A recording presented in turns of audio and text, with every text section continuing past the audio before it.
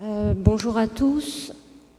Donc, je m'appelle Steph Bonneau-Brier, je suis personne et professionnelle autiste depuis plusieurs années maintenant. J'interviens en tant que consultante et formatrice. Je suis militante associative également dans une association de personnes autistes qui œuvre surtout sur l'autodétermination. Et je suis professionnelle dans le médico-social parce que je pense que c'est important aussi de pouvoir œuvrer dans le milieu protégé et pour pouvoir aider, on va dire, et contribuer en tout cas au changement, il faut savoir de quoi on parle et peut-être parfois savoir agir aussi de l'intérieur. Je remercie Christine pour son invitation pour clôturer ce colloque. Je pense qu'effectivement, j'avais donné un petit peu un titre à cette intervention sur peut-être aujourd'hui revenir un peu sur le poids des mots. Voilà. De la neurodiversité au fatalisme, est-ce que parfois on n'en oublie pas la réalité des personnes autistes? On a peut-être, je crois, ces dernières années, la chance d'être dans un environnement où il y a beaucoup plus accès à l'information et à la communication, et il faut, à mon avis, être vigilant à la façon dont cette communication est faite, dont les représentations, du coup, sont véhiculées. La stratégie autisme a un point important qui est consacré justement à la médiatisation. Et je crois qu'aujourd'hui, peut-être plus que jamais, il va falloir avoir cette vigilance pour bien montrer et reconnaître la diversité des personnes autistes dans un spectre qui est très large. Donc certes, il y a un fonctionnement de base qui est commun à toute personne autiste, c'est notamment un fonctionnement perceptif et un mode de pensée particulier. Par contre, l'expression de ce fonctionnement interne, c'est lui qui diffère beaucoup d'une personne à l'autre. Et je crois que si on ne tient pas suffisamment compte à la fois de ce qui nous réunit, mais aussi de ce qui nous différencie dans le concret, on va oublier des personnes. Et on va certainement oublier les plus nombreux. Vous savez, j'ai longtemps appelé ça l'effet Jean-Luc Delarue, mais les médias, ils aiment bien vous montrer les deux extrémités du spectre.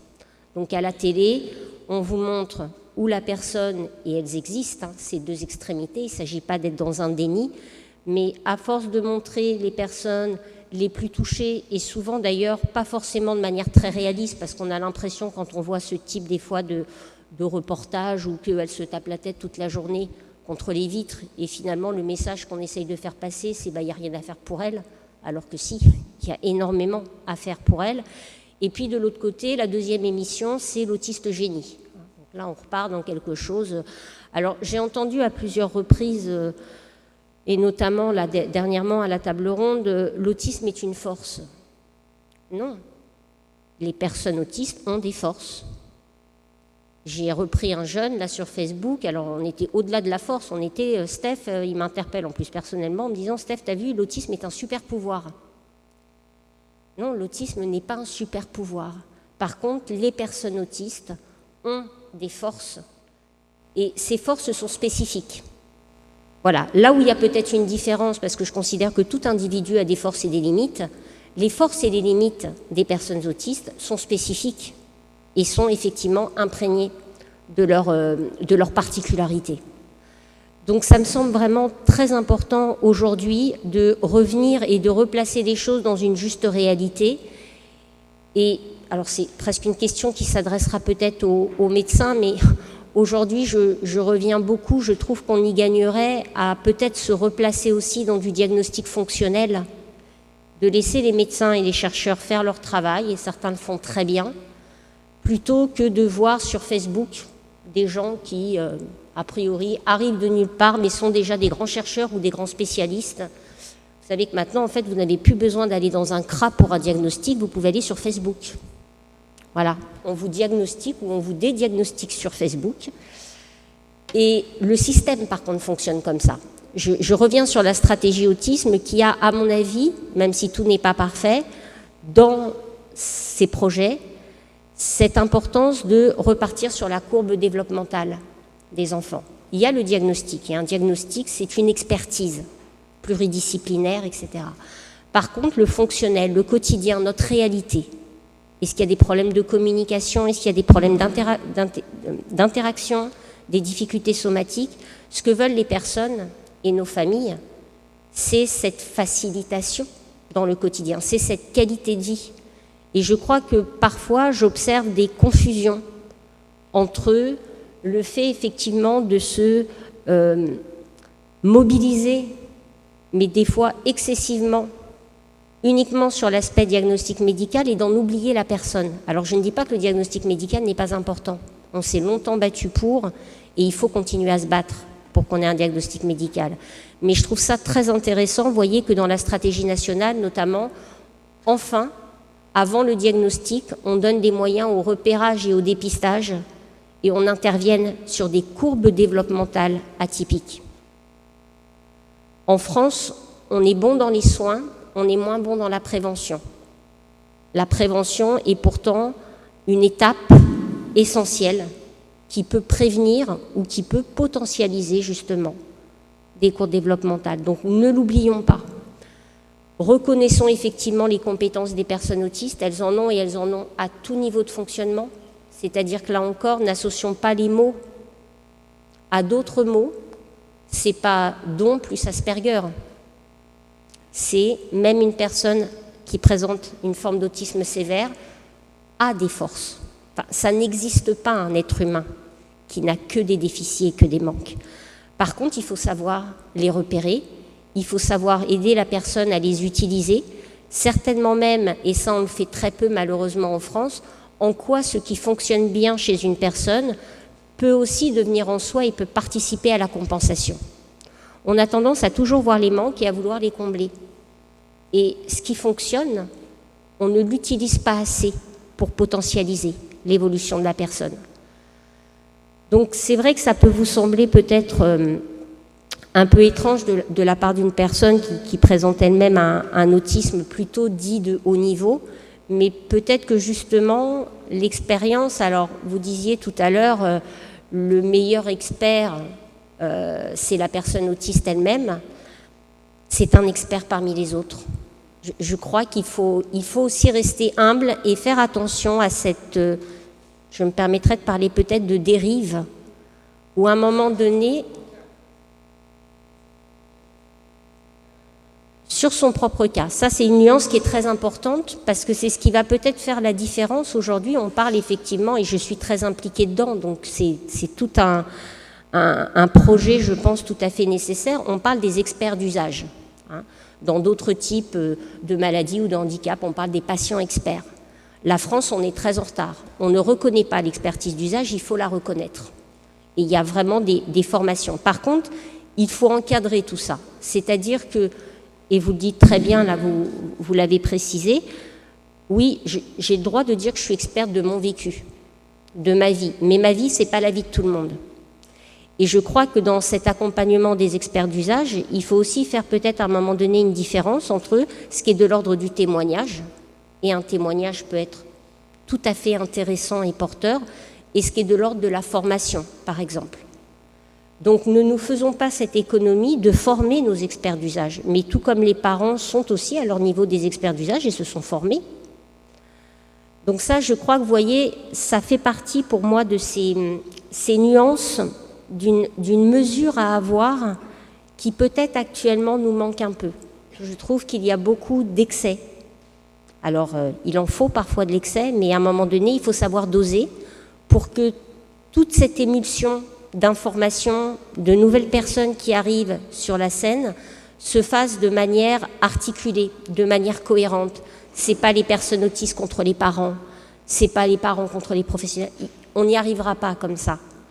Donc, ça me semblait vraiment important, effectivement, de pouvoir revenir sur cette cohésion à avoir, sur cette justesse. Je crois qu'à la limite, peut-être que dans la salle, à ce titre-là, on est tous experts. Voilà, de quelque chose, d'une partie de son enfant, d'une tranche de vie, un cœur de métier. Donc, il faut effectivement arriver à mutualiser, à capitaliser sur ces nouvelles expertises, parce qu'avant, on n'avait pas, maintenant, on a. Mais je sais que même moi, quand j'ai commencé il y a 15 ans à faire des formations qui étaient plus d'ailleurs du témoignage, j'ai vu aussi avec le recul le poids que pouvait avoir des fois l'impact de mes paroles sur les parents. J'avais l'impression qu'il n'y avait plus que des Steph en miniature dans toute la France. Donc parce que j'avais exprimé à un moment donné que j'aimais le bleu, tous les enfants étaient obligés d'aimer le bleu. Et comme je ne supporte pas le rouge, il n'y avait plus de rouge nulle part. Donc là, voilà, il y a un impact. Je pense qu'on a une responsabilité. C'est important aussi de se former et de savoir que le transfert de compétences et le transfert de connaissances, ça s'apprend. Le diagnostic, ce n'est pas un diplôme. Si on veut être formateur, ça s'apprend d'être formateur, qu'on soit autiste ou pas. Et là, on va effectivement avoir un nouveau challenge, mais c'est plutôt un beau challenge, et il va falloir le relever, mais pour qu'effectivement, on arrive dans un système qui ait beaucoup plus de ressources et qu'on soit beaucoup plus en cohésion. Une des choses que je souhaitais également signaler, c'est que s'il est très important pour moi de montrer, de révéler les forces des personnes autistes, quel que soit leur niveau de fonctionnement, il ne faut quand même pas oublier, même si peut-être que le mot gêne certains de mes pairs, que l'autisme reste un handicap dans le sens où, à tout niveau de fonctionnement, il y a quand même une difficulté d'adaptation à son environnement. Le cœur de la définition du handicap, c'est ça. Donc moi, je peux entendre qu'on me dise moi je suis Asperger, je suis mariée, j'ai 2 enfants, j'ai une voiture, j'ai un travail, et quand j'ai un problème, je trouve la solution par moi-même. Je ne suis pas médecin. Peut-être que cette personne a un fonctionnement perceptif, neurologique particulier, mais il n'est pas en situation de handicap. Et j'en arrive à me questionner en me disant peut-être qu'à un moment donné, il va falloir différencier le diagnostic de la situation de handicap. Il n'y a pas à faire des guerres de diagnostic. C'est juste que est-ce que la personne est en situation de handicap ou bien est-ce que finalement son fonctionnement particulier, alors ce qu'on va appeler au sens très large maintenant la neurodiversité, impacte, l'invalide dans son quotidien ou pas. Moi, oui, je suis choquée quand j'entends un de mes pairs dire devant un média que l'autisme est une originalité. Je ne vis pas l'autisme comme une originalité et j'ai un bon niveau de fonctionnement. Donc attention à ne pas rentrer dans des guerres stériles, ne pas juger, laisser aux experts faire leur travail, mais je dis très souvent qu'on a les mêmes besoins quand on est une personne autiste, mais qu'on n'a pas besoin des mêmes moyens. Et les moyens, c'est important. J'ai des besoins en termes de communication.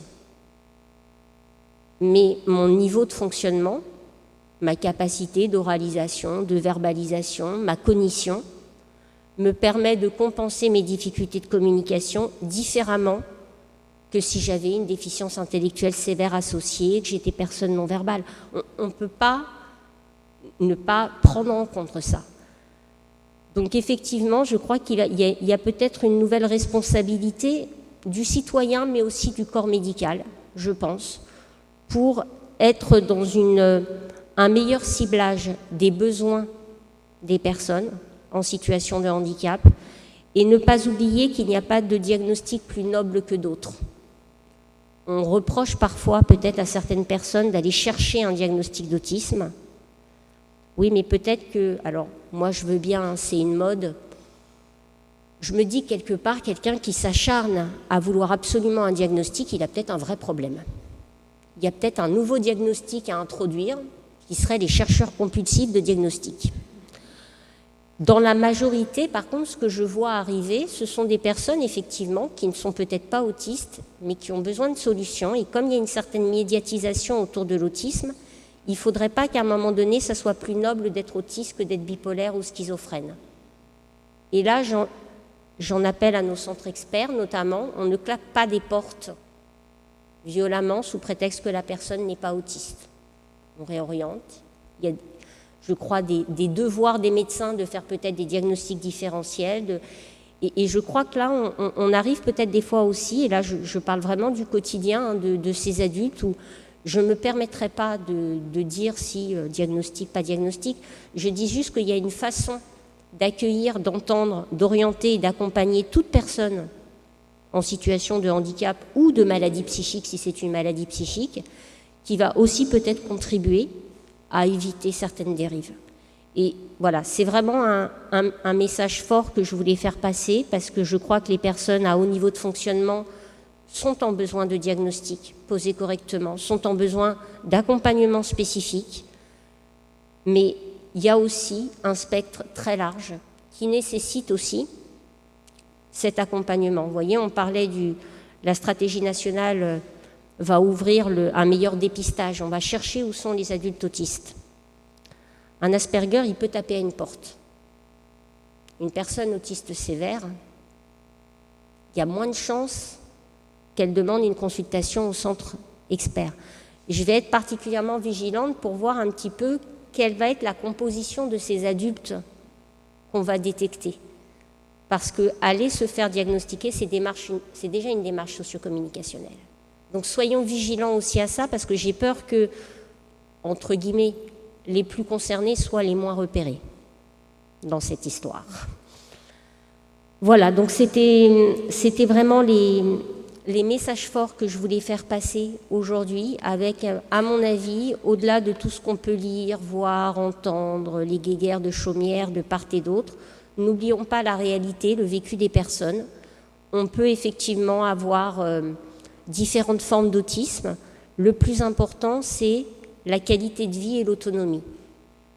Et là, quand on est sur ces critères-là, quand on n'est plus sur autisme modéré, léger, non, qualité de vie, autonomie, vous allez voir que ça rebrasse un petit peu la perspective qu'on a. Moi, j'ai des amis qui ont un autisme dit modéré, qui sont en ESAT, qui sont plus autonomes sur certains points que moi, et en tout cas, ça c'est sûr, plus heureux.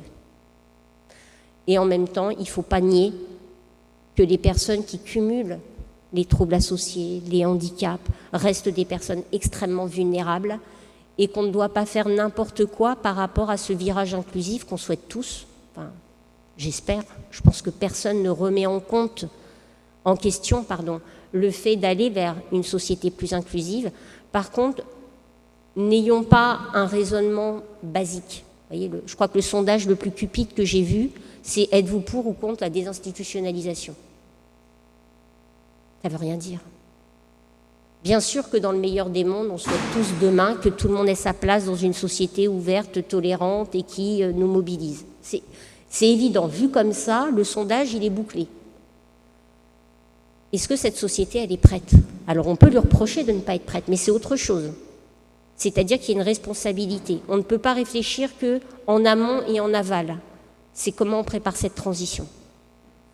Et si tout le monde se réunit plus tôt pour préparer cette transition, on aura bien plus de chances de trouver une place citoyenne.